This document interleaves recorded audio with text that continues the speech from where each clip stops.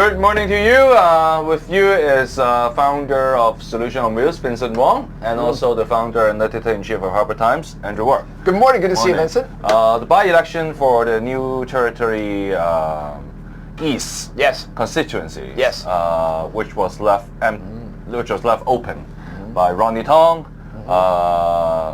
is now filled. Yes. Done. Yeah. Done. The this results morning. Yeah. Slightly after 5 a.m.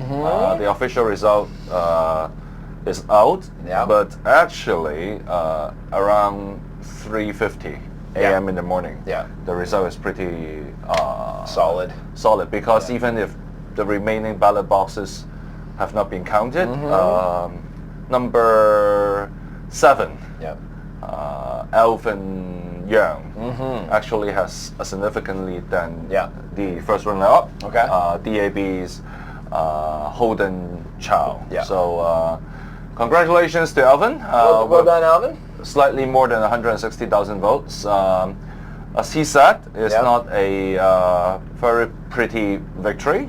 He said he is quite fortunate to win this because, on the other hand, the Hong Kong indigenous force is now a really solid force. Yes, that was the big question, was whether or not Hong Kong Indigenous was going to have a strong showing and maybe even pull enough votes off of Alvin Young to result in vote splitting such that the DAB was able to win. Because, you know, if you look at Edward Leung, but also Christine Fung, she picked up, what, 33,000 votes and change? To Edward Leung's 66,000. That's another 100,000 votes that reasonably could have been expected to stay on the pro-Democrat, or at least what I now call the anti-government side. They definitely wouldn't have gone to the DAB, and would have gone to Alvin Young, and then he would have gotten a vote count of like 260,000, which would have been a walloping. Well, Christine Fong's vote can go either way, but never mind. So, I mean, right now, what we can conclude is that the Hong Kong indigenous force has not been like splitting the voter base of the Pan-Democrats such that they will lose to DAB. I mean, that's a fact now. Right. So my take is Hong Kong indigenous this time, the percentage of vote is really high. It's 15%. Yes. So at least I think in the September geographical constituency election, which used the proportional representation system, they almost, I can say almost guaranteed they will be going into Let's Go. Maybe. Almost. Almost. That's almost. I have this qualifier. Almost. Almost. Okay. Well, the first thing I want to get out of the way is the reason we're not talking about what this means for LegCo is because it essentially means no change. Yeah. Right. If the DAB had won, everyone thought they might have enacted. They would have had the voting power to change the filibustering rules. But as it is, status quo, business as usual at LegCo. Alvin Young is just one guy, but the pro-establishment are not going to get the votes they need to change the composition. Now, so that's why everybody's talking about what does it mean for September. We're already looking to the future. And when you look at the numbers, and I took some of the results from last time, right? And looking at those results, when you look at it, some of the guys like Leung Kwa Kung, he ran on a single person ticket and he got 48,000 votes, which is really high. The DAB had 2 lists to combine to about 85,000 votes. But Leung Kwa Kung is a single guy. Leung Kwa Kung is long hair. Long hair. Yeah, there you go. Yeah. 48,000 votes. Now the question is, if Edward ran on his own and he got another 66,000 votes, that shoo-in for a LegCo seat, no problem, like would blow everybody away. But because of the nature of the list system, they're going to look at that and say, well, how much do you need to really to get in? What if we split that between 2 lists, like say a Youngspiration list and a Hong Kong Indigenous list, right? Because this is what everybody has to do, is they have to figure out how to split their forces to try and get more seats, which makes it very tricky, you know. And this is the issue of the system. I have a different take, though. Yeah, I have a different take. I think last night or the past 48 hours, we have seen a very interesting phenomenon, which I think will continue. I think it is not the DAB, right? Make the Pan-Democrat works together. Okay. Yeah. In the past. People say there's a dichotomy of the Legislative Council, the pro-establishment and the Pan-Democrats, right? And the Pan-Democrats does not split entirely because they can feel the strong force of the establishment. Hence, they have to stick together. Right. But But given like time and then again that the pro-establishment is not that strong, they Yeah. do not put out like really strong candidates. yeah, The Pan-Democrats got lazy. And then they start to do different things and different views just to try to kind of like grab different market segments. sure.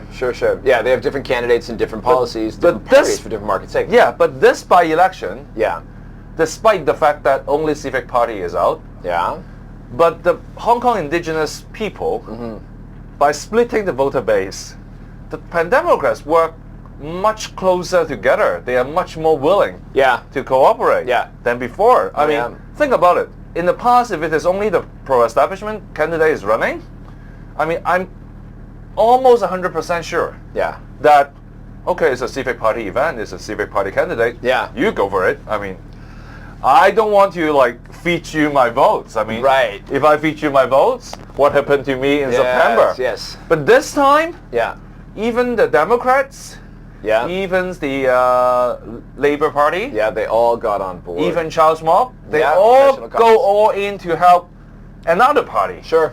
And I think you will Face- agree. It's not about the establishment. The No. establishment does not put out a candidate that strong, that put the I think Holding Chow was a fairly Holden Chow is strong okay. candidate. Holden Yeah, Chow as is a okay. candidate. But would you say it's Holden Chow that makes the Pan-Democrats stick together? No. I think the I think Pan-Democrats stick together because they can feel the threat. from Hong From Kong Kong indigenous. indigenous. Yeah. So I think that's a phenomenon that we should be looking out for. yeah. Which, to answer your earlier analysis, or to in response to your earlier analysis, I think there will be an integration Right. Of the pro-Dem forces. of the pro-Dem forces. Right. And then there will be a dichotomy within yeah. the non-establishment voter base. Can't. Yes. Yeah. That's what I envision right now. So Yeah, after let last me- night, that's what I envision. You- I might sound a little bit complicated because I didn't sleep at all, but yeah. I hope I make my thought process quite clear. Oh, right? I get it. I'm with you. Yeah. I've said it before on the show. I think that we're having a new fallout, and it is not pro-establishment and pro-Dems anymore. I think now it's pro-government and anti-government. And the anti-government breaks out pro-Dem and localist. The pro-government breaks out into really loyalist pro-government, and then rowdy, restless, not happy, being in their camp all the time like the Liberal Party and the BPA. No. Okay. I think these guys, they've may got I a little- may I add to that? May I add to and that? the FTU sometimes. May I add to that? Sure. Okay. We are going to draw it in the screen right here for you. All right. Okay.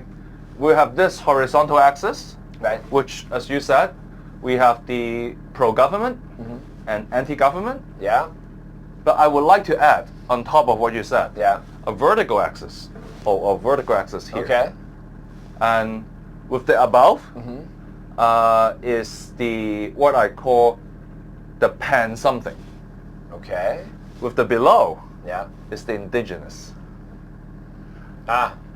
So you have the Okay. pro-government Right. indigenous, Yeah. which are the villages, the traditional new territory Right. forces. And then you've got. And then you have the anti-government, the indigenous, which are the localists. which are the localists. So I think we have a very interesting. So I was thinking more tree, but you're Yeah. you're drawing like a two-axis. All Yeah. right, we should write this up. Yeah, I think we should write this up, and thank you, my staff, for drawing this right in front of the screen. But I'm looking it forward will to be how that interesting. works out. Yeah. Yeah, but it will be interesting. The new axis. Yeah. The x-axis being the pro and the anti, and the vertical axis being the pan versus the indigenous. Interesting. I think that's a good one for Harbor Times to work on as well. Really? Yeah, let's see. if Thank we you. Tell you what, Vincent, you always come up with great solutions. A new way to think about our political landscape. Good work, Andrew. And Thanks. if you like our show, please like and share and write down your comments below. And you can find Solution on Wheels on Facebook and Harbor Times. Harbor Times, of course, website, Facebook, Twitter, but I just want to say one more thing. The below section here, I'm starting to add links to things that we've talked about. So look for that. And link in. Check down, because you'll see usually the first comment is from me, and I'll have links to some of the things that we've talked about, including if we do any follow-up. Okay, good work, Andrew. Congratulations,